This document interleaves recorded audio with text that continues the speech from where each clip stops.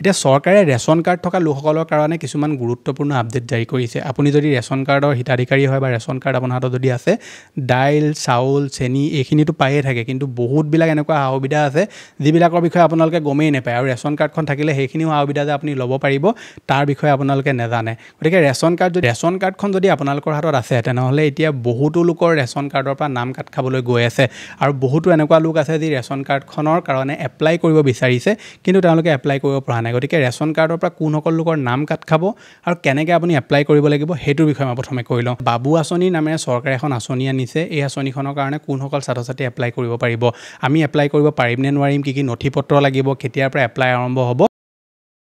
digital Assam 2.0 চেনেলটোৰ এটা নতুন ভিডিঅ'লৈ আপোনালোক সকলোকে পুনৰবাৰ স্বাগতম জনাইছোঁ আজিৰ এই ভিডিঅ'টোত মই আপোনালোকৰ কাৰণে দুটা গুৰুত্বপূৰ্ণ আপডেট লৈ আনিছোঁ প্ৰথমটো আপডেট হৈছে যিসকল লোকৰ ৰেচন কাৰ্ড আছে আপোনালোকৰ হাতত যদি এখন ৰেচন কাৰ্ড আছে তেনেহ'লে আপোনালোকে ৰেচন কাৰ্ড থাকিলে এতিয়া চাউল পায় দাইল পায় নিমখ পায় এইখিনি বস্তুটো আপোনালোকে পাই থাকে কিন্তু ৰেচন কাৰ্ড থকা লোকসকলৰ কাৰণে চৰকাৰে বহুতবিলাক এনেকুৱা সুবিধা আনিছে যিবিলাকৰ ওপৰত তেওঁলোকে অফিচিয়েল নটিফিকেশ্যনো জাৰি কৰিছে গতিকে আপোনাৰ হাতত যদি এখন ৰেচন কাৰ্ড আছে তেনেহ'লে আপুনি এতিয়া কোনসমূহ সুবিধা লাভ কৰিব সেই বিষয়ে আজি এই ভিডিঅ'টোত জানিব পাৰিব ৰেচন কাৰ্ডখনৰ কাৰণে যদি আপোনালোকে এপ্লাই কৰিব বিচাৰে কেনেকৈ এপ্লাই কৰিব লাগিব প্ৰক্ৰিয়াটো কি হয় সেই বিষয়ে মই আপোনালোকক এই ভিডিঅ'টোত ডিটেইলছত জনাই দিম দ্বিতীয়টো আপডেট হৈছে বাবু আঁচনিৰ বিষয়ে বহুতে মোক এইকেইদিন কমেণ্ট কৰি সুধি আছিলে যে চৰকাৰে এখন নতুন আঁচনি আনিছে বাবু আঁচনি নামেৰে এই আঁচনিখনত আমি কেনেকৈ এপ্লাই কৰিব পাৰিম কোনসকল ছাত্ৰ ছাত্ৰীৰ কাৰণে স্কিমখন আনিছে কেতিয়াৰ পৰা এপ্লাই হ'ব সকলোখিনি কথা আপোনালোকে এই ভিডিঅ'টোৰ পৰা ডিটেইলছত জানিব পাৰিব গতিকে ভিডিঅ'টো সম্পূৰ্ণভাৱে প্ৰথমৰ পৰা শেষলৈকে চাব এতিয়ালৈকে আপুনি ভিডিঅ'টোত যদি লাইক এটা কৰা নাই ফটাফট ভিডিঅ'টোত লাইক এটা কৰি দিয়ক চেনেলটোলৈ যদি প্ৰথম আহিছিলে ছাবস্ক্ৰাইব কৰি লওক এনেকুৱা ধৰণৰ ইনফৰ্মেটিভ ভিডিঅ' ৰেগুলাৰ চাবৰ কাৰণে আহক এতিয়া ভিডিঅ'টো আৰম্ভ কৰোঁ ভিডিঅ'টো আৰম্ভ কৰাৰ আগতে আপোনালোকলৈ সৰু এটা অনুৰোধ আপুনি যদি এতিয়ালৈকে আমাৰ হোৱাটছআপ চেনেলটো জইন কৰা নাই যিটো লিংক মই ডেছক্ৰিপশ্যনত দি থোৱা আছে টোটেলি ফ্ৰী হয় সোনকালে আমাৰ হোৱাটছআপ চেনেলটো জইন কৰি ল'ব হোৱাটছআপ চেনেলত মই বহুতবিলাক সৰু সৰু আপডেট দি থাকোঁ বহুতবিলাক এনেকুৱা স্কলাৰশ্বিপৰ আপডেট দি থাকোঁ যিবিলাকৰ বিষয়ে মই এক্সট্ৰাকৈ ভিডিঅ' নবনাওঁ গতিকে ফ্ৰী হয় লিংকটো মই ডেছক্ৰিপশ্যনত দি থোৱা আছে প্ৰথমে আমি আলোচনা কৰি লওঁ বাবু আঁচনিৰ বিষয়ে বহুতে এইকেইদিন মোক হোৱাটছআপত মেছেজ কৰি সুধি আছে বহুতে ভিডিঅ' কমেণ্ট বক্সতো কমেণ্ট কৰি আছে যে বাবু আঁচনি নামেৰে চৰকাৰে এখন আঁচনি আনিছে এই আঁচনিখনৰ কাৰণে কোনসকল ছাত্ৰ ছাত্ৰী এপ্লাই কৰিব পাৰিব আমি এপ্লাই কৰিব পাৰিম নে নোৱাৰিম কি নথি পত্ৰ লাগিব কেতিয়াৰ পৰা এপ্লাই আৰম্ভ হ'ব বহুতে মোক এই কমেণ্টটো কৰি আছে গতিকে মই আজি এই ভিডিঅ'টোত আপোনালোকৰ এই প্ৰশ্নটো উত্তৰ দি দিম বাবু আঁচনি হৈছে এনেকুৱা এখন আঁচনি যিখন আঁচনি চৰকাৰে নিযুত মইনা আঁচনি যিখন আছিলে তেনেকুৱা এখন আঁচনি লঞ্চ কৰিবলৈ গৈ আছে চৰকাৰে বৰ্তমান দুখন নতুন আঁচনি লঞ্চ কৰিছিলে এখনৰ নাম হৈছে নিযুত মইনা আঁচনি এখনৰ নাম হৈছে জীৱন প্ৰেৰণা আঁচনি নিযুত মইনা আঁচনিখন সেইসকল ছাত্ৰীৰ কাৰণে মানে ছোৱালীৰ কাৰণে যিসকলে মেট্ৰিক পাছ কৰি এতিয়া হায়াৰ ছেকেণ্ডেৰী নাম লগাইছে বা হায়াৰ ছেকেণ্ডেৰী পাছ কৰি ডিগ্ৰীত নাম লগাইছে তেওঁলোকৰ কাৰণে চৰকাৰে নিযুত মইনা আঁচনিখন আনিছে জীৱন প্ৰেৰণা আঁচনি সেইসকল ছাত্ৰ ছাত্ৰীৰ কাৰণে যিসকলে 2025 বৰ্ষত ডিগ্ৰী পাছ কৰিলে আৰু বৰ্তমান তেওঁলোক পঢ়ি আছে বা এনে আছে তেওঁলোকৰ কাৰণে চৰকাৰে এই স্কিমখন আনিছে যিখন আঁচনিৰ জৰিয়তে ডিগ্ৰী পাছ কৰা ছাত্ৰ ছাত্ৰীসকলে 2025ত যিসকলে ডিগ্ৰী পাছ কৰিছে তেওঁলোকে এতিয়া এই স্কিমখনৰ কাৰণে এপ্লাই কৰিব পাৰিব গতিকে নিযুত মইনা যিখন আঁচনি আছিলে সেই আঁচনিখন কেৱল ছাত্ৰীসকলৰ কাৰণে আনিছিলে চৰকাৰে ছাত্ৰসকলৰ কাৰণে কোনো ধৰণৰ স্কিম অনা নাছিলে গতিকে মুখ্যমন্ত্ৰী ডাঙৰীয়াই কৈছে যে তেওঁলোকে জানুৱাৰী মাহৰ পৰা এখন নতুন আঁচনি আনিব যিখনৰ নাম হৈছে বাবু আঁচনি অফিচিয়েলি এতিয়াও তেওঁলোকে কনফাৰ্ম কৰা নাই যে এখন আঁচনি আনিবই বুলি কিন্তু মুখ্যমন্ত্ৰী ডাঙৰীয়াই যিহেতু যিখন আঁচনিৰ বিষয়ে কয় তেওঁ সেই আঁচনিখন আনে গতিকে সেইফালৰ পৰা চাবলৈ গ'লে আপোনালোকে জানুৱাৰী মাহৰ পৰা এই স্কিমখন দেখিবলৈ গৈ আছে যিখনৰ নাম হৈছে বাবু আঁচনি এই আঁচনিখন চৰকাৰে খুবমত সেইসকল ছাত্ৰৰ কাৰণে আনিব যিসকলে ধৰি লওক মেট্ৰিক পাছ কৰিলে মেট্ৰিক পাছ কৰি হায়াৰ ছেকেণ্ডেৰী নাম লগাইছে বা হায়াৰ ছেকেণ্ডেৰী পাছ কৰি ডিগ্ৰীত নাম লগাইছে তেওঁলোকৰ কাৰণে স্কিমখন আনিব গতিকে আপোনালোকে স্কিমখনত যদি এপ্লাই কৰিব বিচাৰে তেনেহ'লে খুবমতে এখন জানুৱাৰী মাহৰ পৰা এপ্লাই আৰম্ভ হ'ব যদি চৰকাৰে এখন আৰু পিছুৱাই নিদিয়ে তেনেকুৱা ক্ষেত্ৰত আপোনালোকে জানুৱাৰী মাহৰ ষ্টাৰ্টিঙত বা ডিচেম্বৰ শেষলৈকে ইয়াৰ ওপৰত অফিচিয়েল নটিফিকেশ্যন পাই যাব ডকুমেণ্ট হিচাপে আপোনালোকৰ আধাৰ কাৰ্ড লাগিব পাৰে লগতে আপোনালোকৰ ধৰি লওক ইনকম চাৰ্টিফিকেটৰ প্ৰয়োজন হ'ব পাৰে আৰু যি মাৰ্কশ্বিট চাৰ্টিফিকেট এইখিনি আপোনালোকৰ প্ৰয়োজন হ'ব বিশেষ ডকুমেণ্টছৰ প্ৰয়োজন নহয় গতিকে ইয়াৰ ওপৰত যেতিয়া অফিচিয়েল নটিফিকেশ্যন আহি যাব কেনেকৈ এপ্লাই কৰিব লাগিব কি কৰিব লাগিব সেই বিষয়ে মই কৈ দিম আপোনালোকে এইটো জানি থওক যে এই স্কিমখন কেৱল ছাত্ৰসকলৰ কাৰণে আৰু মই যিমানটো ধৰিব পাৰিছোঁ এই স্কিমখন কেৱল মেট্ৰিক পাছ কৰা ছাত্ৰ ছাত্ৰীসকলৰ কাৰণে হ'ব আৰু হায়াৰ ছেকেণ্ডেৰী পাছ কৰি ডিগ্ৰীত নাম লগোৱা বা অন্য কিবা পঢ়িবলৈ যোৱা ছাত্ৰ ছাত্ৰীসকলৰ কাৰণেহে এইখন হ'বলৈ গৈ আছে অফিচিয়েল নটিফিকেশ্যন আহিলে প্ৰথমে মই হোৱাটছআপ চেনেলতে আপডেট দিম সেইকাৰণে হোৱাটছআপ চেনেলটো জইন কৰি ল'ব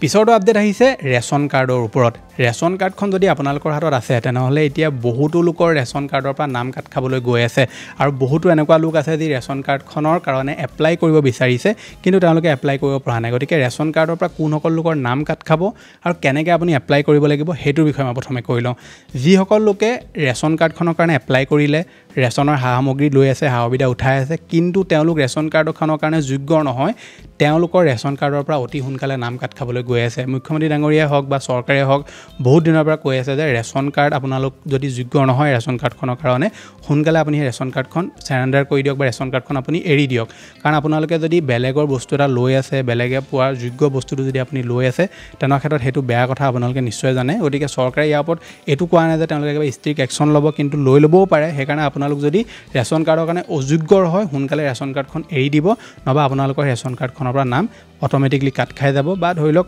সাৰ্ভে হ'ব পাৰে তেনেকুৱা ক্ষেত্ৰত আপোনাৰ ৰেচন কাৰ্ডখনৰ পৰা নাম কাট খাই যাব পাৰে এতিয়া চাওক ৰেচন কাৰ্ড যদি আপোনালোকৰ হাতত নাই তেনেকুৱা ক্ষেত্ৰত আপোনালোকে ৰেচন কাৰ্ডখনৰ কাৰণে কেনেকৈ এপ্লাই কৰিব তাৰ কাৰণে আপোনালোকে আপোনাৰ ওচৰৰ যিখন ৰেচনৰ দোকান আছে তাত যাব তেওঁলোকে ফৰ্ম যদি দি আছে বৰ্তমান যদি এপ্লাই চলি আছে ফৰ্মও তাৰ পৰা কালেক্ট কৰিব লগত আপোনালোকৰ প্ৰয়োজনীয় নথিপত্ৰকেইটা জেৰক্স কপি দিব ফটো দিব আৰু আপোনালোকে কোন মেম্বাৰক এড কৰিব বিচাৰে মেম্বাৰখিনি নাম লিখিব তেওঁলোকৰ ফটো দিব আধাৰ ডকুমেণ্টছ দিব সেইখিনি দি আপোনালোকে ধুনীয়াকৈ ৰেচন কাৰ্ডখনৰ কাৰণে এপ্লাই কৰি ল'ব পাৰিব বহুতে অনলাইনত এপ্লাই কৰেগে কিন্তু আপোনালোকে অফলাইন প্ৰক্ৰিয়াত এপ্লাই কৰিব সোনকালে ৰেচন কাৰ্ডখনো আপোনালোকে যদি আপুনি যোগ্য হয় তেনে ক্ষেত্ৰত লাভ কৰিব এতিয়া চৰকাৰে ৰেচন কাৰ্ড থকা লোকসকলৰ কাৰণে কিছুমান গুৰুত্বপূৰ্ণ আপডেট জাৰি কৰিছে আপুনি যদি ৰেচন কাৰ্ডৰ হিতাধিকাৰী হয় বা ৰেচন কাৰ্ড আপোনাৰ হাতত যদি আছে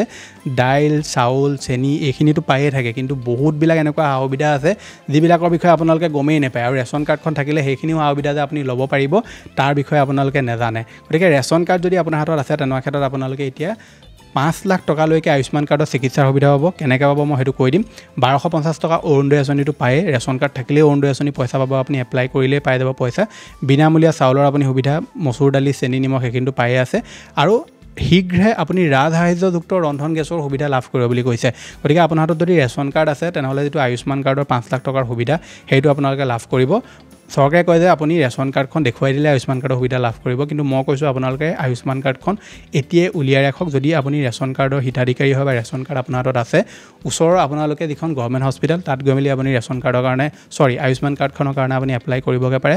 বা আশা কৰ্মীৰ লগত যোগাযোগ কৰি আপুনি আয়ুষ্মান কাৰ্ডখনৰ কাৰণে এপ্লাই কৰি ল'ব পাৰিব আয়ুষ্মান কাৰ্ড এপ্লাই কৰাৰ সময়ত ৰেচন কাৰ্ড লাগিব আধাৰ কাৰ্ড লাগিব এইখিনি নথিপত্ৰ লৈ আপোনালোকে আয়ুষ্মান কাৰ্ডখনৰ কাৰণে এপ্লাই কৰিব পাৰিব আৰু কেতিয়াবা আপুনি কিবা এটা যদি চিকিৎসা কৰিবলৈ যায় যিখন হস্পিটেলত দেখুৱাব সেইখন যদি আয়ুষ্মান কাৰ্ডৰ আণ্ডাৰত অহা চিকিৎসালয় হয় যিটো বেমাৰ দেখুৱাব সেই বেমাৰটো যদি আয়ুষ্মান কাৰ্ডৰ আণ্ডাৰত আহে তেনে ক্ষেত্ৰত বহুতখিনি আপোনালোকে টকা পইচাৰ সা সুবিধাই কাৰ্ডটোৰ পৰা লাভ কৰিব লগতে চৰকাৰে কৈছে যে আপোনালোকে অতি সোনকালে ৰাজসাহায্যযুক্ত যিটো ৰন্ধন গেছ হয় সেইটো আপোনালোকে ৰেচন কাৰ্ড থাকিলে সুবিধা লাভ কৰিব বাকী আপুনি PM উজ্জ্বলা 3.0টো ৰেচন কাৰ্ড থাকিলে আপোনালোকে এপ্লাই কৰিব পাৰে যিটো বিনামূলীয়া গেছ হয় চৰকাৰে